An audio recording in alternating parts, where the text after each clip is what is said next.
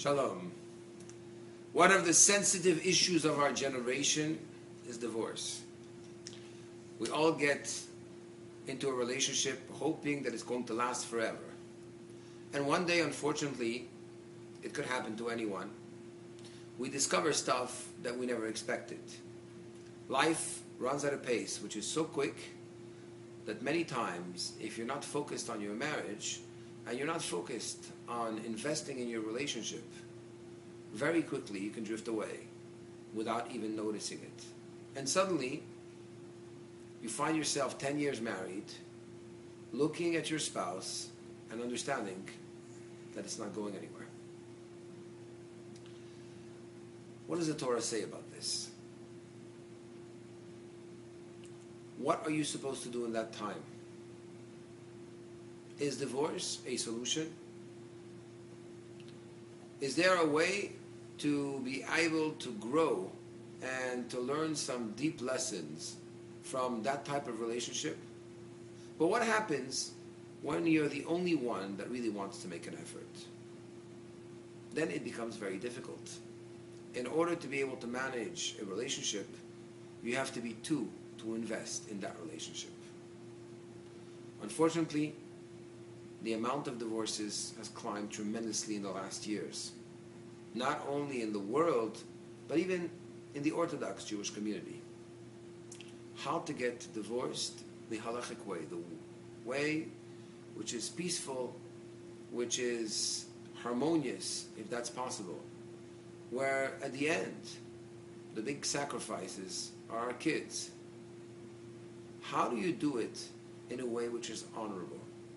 Honorable for you and gives you the possibility to learn from your mistakes and go to the next level. For some, in abusive situations, divorce is almost a must to be able to stay alive.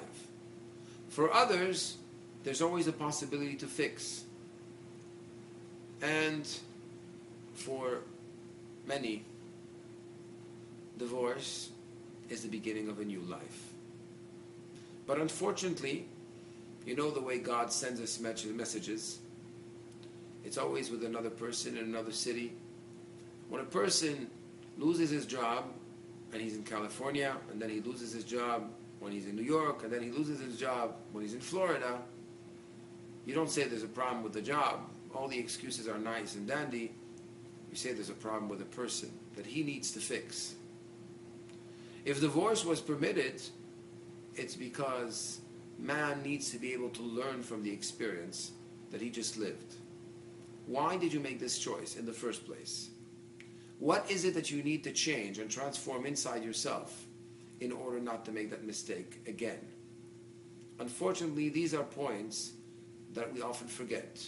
Either depressed or broken after a relationship, after breaking a long-term relationship. Many of us just jump into the next one thinking that it's just going to patch up everything. The Torah teaches us that every experience, everything we live, and especially something as close and as important as marriage, is an experience of personal growth, an experience of personal development, of personal transformation. If you need help in order to do this, follow the different videos and stay in tune with this website throughout the weeks, the coming weeks, to you, in order to be able to grow from every experience. God bless you, and may God, Bezat Hashem, take us back with the coming of Mashiach, where our marriage will be eternal with Him, and when our house and His temple will finally be rebuilt. Thank you for joining us.